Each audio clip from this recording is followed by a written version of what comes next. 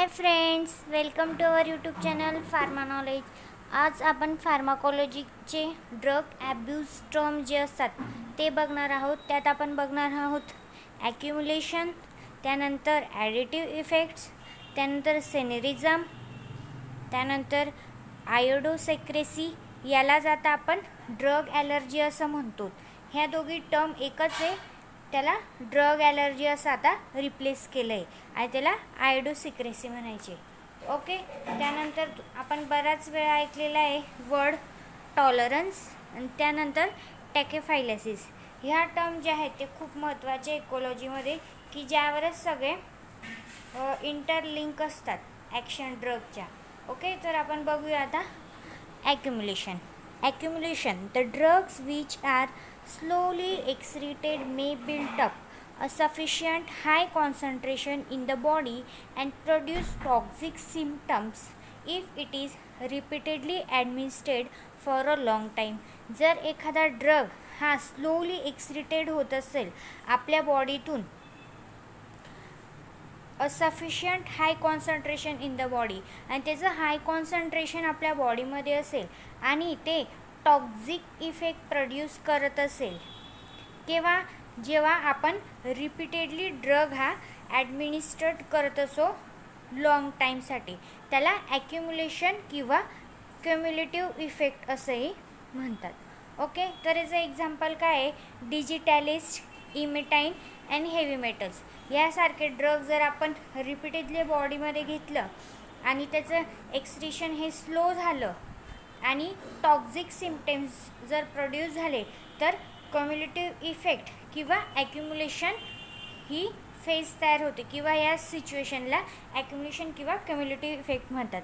तर हे कशामुळे तयार होतं? This occurs due to accumulative effect of the drugs. The cumulative effects are produced by slow excretion, degradation and rapid absorption of drug. ड्रगचं rapid absorption होतं, slow degradation होतं. Sometimes a cumulative effect is designed in drugs like phenobarbital in the treatment of epilepsy. Epilepsy means फिटेनी इपिलिप्सी हा जो disease आहे त्यामध्ये फेनोबार्बिटिन हा drug दिला जातो. आणि जर ह्या ड्रगचं आपल्या बॉडीमध्ये ॲक्युम्युलेशन झालं म्हणजे संचय होणे, संचय होणे म्हणजे तो साठून राहतो आपल्या बॉडीमध्ये आणि आपल्याला टॉक्झिक इफेक्ट देतो, त्याला ॲक्युम्युलेशन म्हणतात. ओके, तर नेक्स्ट टर्म बघूया ॲडिटिव्ह इफेक्ट. तर ॲडिटिव्ह इफेक्ट काय आहे? Wien the total pharmacological action of two or more drug and administered together is equivalent to sum of their individual pharmacological action, the phenomena is called as additive effect. आपण काय करतो की जेव्हा दोन किंवा त्यापेक्षा जास्त ड्रग आहे ते ॲडमिनिस्ट करतो आणि त्याचा जो इफेक्ट असतो फार्माकोलॉजिकल ॲक्शन ही त्या दोघी ड्रगच्या बरोबर असते. म्हणजे सपोज आपण हा एक ड्रग घेतला आणि दुसरा एक ड्रग घेतला, त्याचा आपल्याला फार्माकोलॉजी ॲक्शन हा 2 भेटतोय, म्हणजेच ॲडिशन होते इफेक्ट्सची. काय होते? ॲडिशन होते, त्याला ॲडिटिव्ह इफेक्ट म्हणतो. तर त्याचं एक्झाम्पल काय आहे? Combination of ephedrine and aminophylline in the treatment of bronchial asthma. जो अस्थमा डिसीज आहे त्यामध्ये एफिड्रिन आणि एमोफायलिन हे ड्रग देतात आणि त्याचा रिझल्ट आपल्याला हा इन्क्रीज भेटतो, म्हणजे डबल भेटतो. ओके, नेक्स्ट आहे सिनेरिझम. सिनेरिझम काय? Wien 2 or more drugs are used in the combination form, their action is increased. जेव्हा आपण 2 किंवा त्यापेक्षा ड्रग घेतो कॉम्बिनेशन फॉर्ममध्ये आणि त्याची ॲक्शन काय होते ड्रगची? ही इन्क्रीज्ड होते. The phenomena is called synergism. Synergism म्हणजे काय? वाढणे, इन्क्रीज होणे. Synergism is very useful when desired therapeutic result needed is difficult to achieve with a single drug. ज्यावेळेस आपण एक ड्रग घेऊन आपल्याला थेरपेटिक इफेक्ट हा बेटर भेटत नाही, त्यावेळेस ही फेनॉमेना आपल्याला कामात येते. तर एक्झाम्पल काय आहे? Procaine adrenaline combination increase the duration of action of procaine. प्रोकेनची जी ॲक्शन आहे थेरपेटिक ॲक्शन ही ॲड्रेनालिनमुळे वाढते. त्यामुळे हे आपण दोघी ड्रग कॉम्बिनेशनमध्ये देतो. कशामध्ये? हे आपण कॉम्बिनेशनमध्ये देतो. ओके, तर सिनेरिझम आणि ॲडिटिव्हमध्ये इफेक्ट्समध्ये डिफरन्स आहे. ॲडिटिव्हमध्ये पण इन्क्रीज होते, पण याच्यामध्ये फार्माकॉलॉजिकल काय आपल्याला सम ऑफ देअर इंडिव्हिज्युअल फार्माकॉलॉजिकल ॲक्शन सम आहे, दोघींची आपल्याला ॲडिशन फार्माकॉलॉजिकल ॲक्शन भेटते. पण सिनेरिझममध्ये काय होतं की आपल्याला फक्त एकाच ड्रगची ॲक्टिव्हिटी इन्क्रीज होते. ओके, डाऊट क्लिअर आहे. नेक्स्ट बघूया आपण आयडोसिक्रेसी. आयडोसिक्रेसीला जाता आपण ड्रग ॲलर्जी म्हणतात. An extraordinary response increase extraordinary response of the drug which is different from its characteristic pharmacological action is called आयडोक्रेसी or drug allergy. म्हणजे काय, आपण एखादा ड्रग जर घेतला आणि त्याने त्याच्या कॅरेक्टरिस्टिकपेक्षा वेगळा आपल्याला फार्माकॉलॉजिकल ॲक्शन दिली तर त्याला आपला ड्रग ॲलर्जी म्हणतो. एक्झाम्पल बघूया. Small quantity of aspirin may cause gastric haemorrhage and small dose of quinine may produce ringing in the ears. म्हणजे ॲस्पिरिन हे काय अँटीकोॲग्युलंट आहे आणि जर आपण हे दिलं आणि त्यामुळे आपल्याला गॅस्ट्रिक हिमोरेज होतो, किंवा क्युनाइन हे अँटी मलेरियल आहे आणि जर आपण हे स्मॉल क्वांटिटीमध्ये दिलं तर आपल्या इयरमध्ये रिंगिंग होतं. म्हणजे हे काय होतं, ॲलर्जी होते. काय होते, ॲलर्जी होते. आपल्याला जी पाहिजे ती इफेक्टाला भेटत नाही. ओके, नेक्स्ट आहे some persons are sensitive to penicillin. काही जे पर्सन असतात ते पेनिसिलिनसाठी सेन्सिटिव्ह असतात आणि सल्फोनामाइडसाठी, because they produce severe toxic symptom, कारण हे टॉक्झिक सिम्पटम क्रिएट करतात. ओके, नेक्स्ट टर्म बघूया आपण टॉलरन्स. टॉलरन्स आपण युजली खूप वेळा ऐकलेला असतो. ओके, टॉलरन्स काय आहे, when usually large dose of the drug is required to elicit and effects ordinary produced by the normal therapeutic dose of the drug, the phenomena is called drug tolerance.